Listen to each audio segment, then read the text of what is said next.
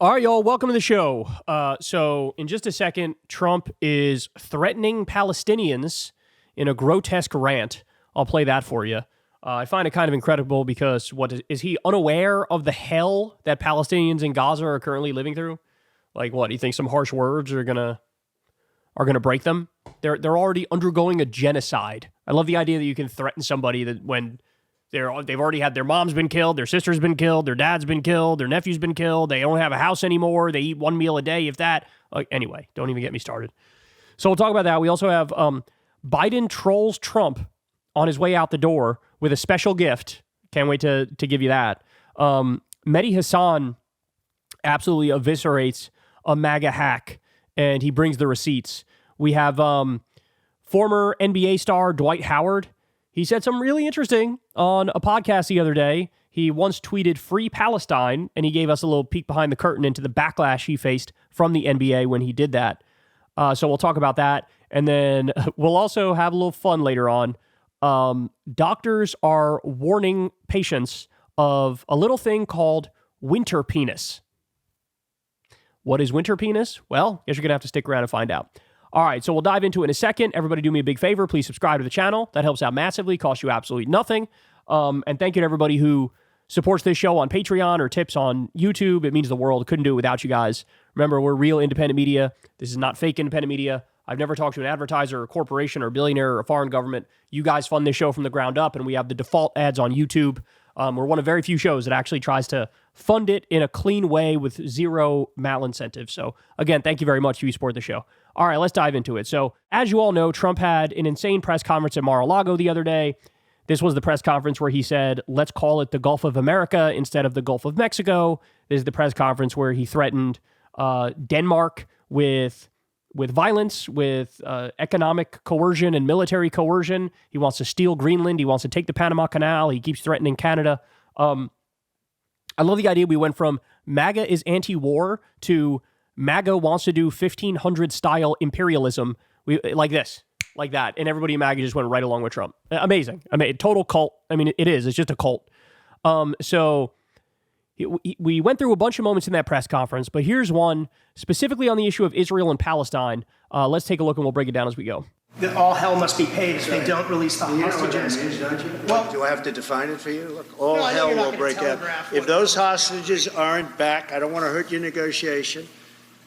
If they're not back by the time I get into office, all hell will break out in the Middle East. Can you elaborate? And it will not be good for Hamas, and it will not be good, frankly, for anyone. I love we're anti-war, bro. I don't do wars, bro. I pull out of wars, bro. I don't start wars, bro. All hell will break out in the Middle East unless all the hostages are returned. What does that mean?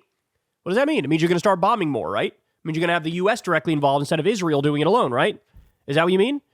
Now, by the way, what are the chances Trump knows that within like 2 weeks of October 7th, there was already a deal on the table for Hamas to turn over every hostage? A lot of people don't know that. Why? Because they don't follow the ins and outs of it. They don't care about the details of it.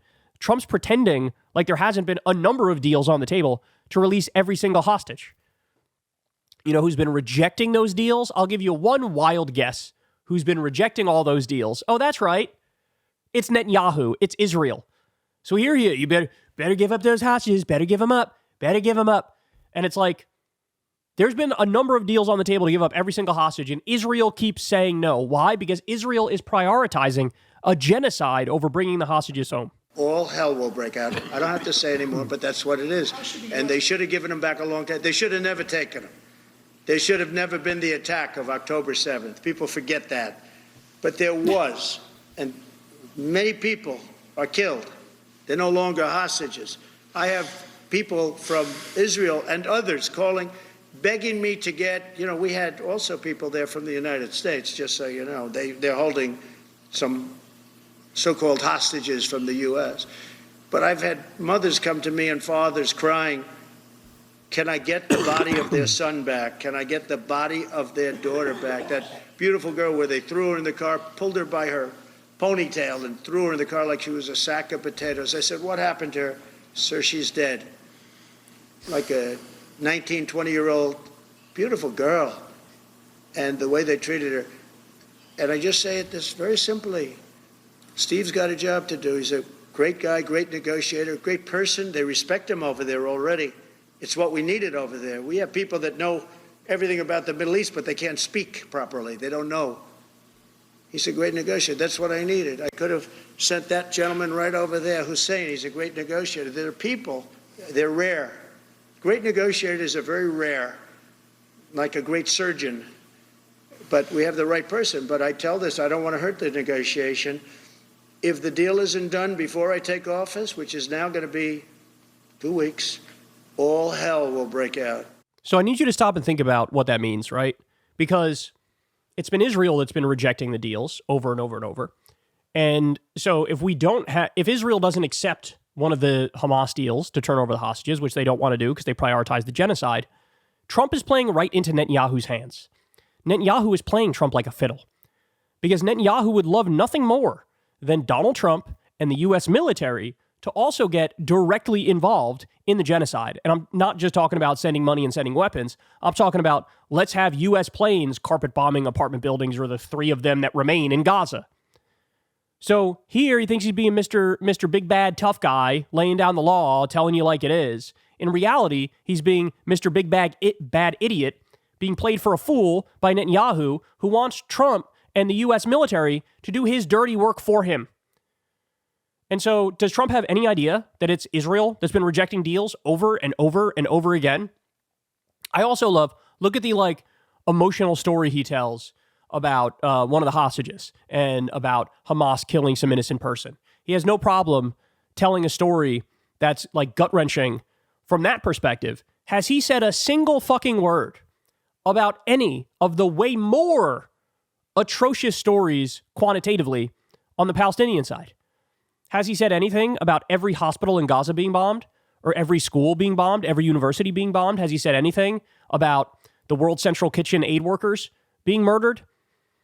Has he said anything about the fact that there's no anesthesia in Gaza and kids have to get their arm or their leg amputated with no medicine to help them along the process? Has he said anything about the concentration camps that have popped up in Gaza, in Israel, where they are graping Palestinians to death with a metal rod and it's literally on video? Has he said anything about the various Israeli government officials who they can't go a day without sounding like Adolf Hitler, where they're talking about final solutions and getting rid of every Palestinian, etc.?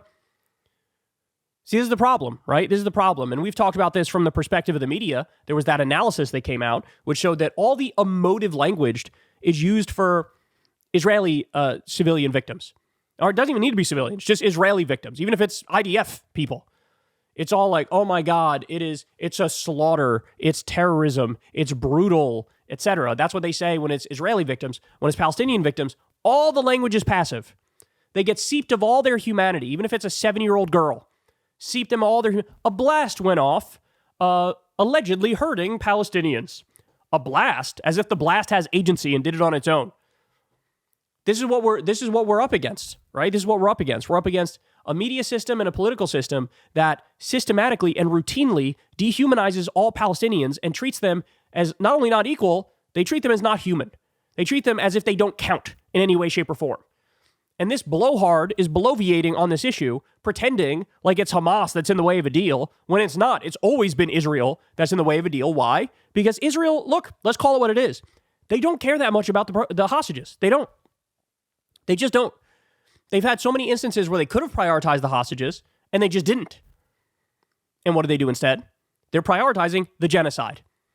They're prioritizing carpet bombing innocent women and children, attacking aid workers, starving all of North Gaza, making it so that disease and famine breaks out. You have, the other day we learned 7 babies died of just the freezing cold. It was 50 some odd degrees there, and you got these little babies. They couldn't keep them warm. They ended up dying.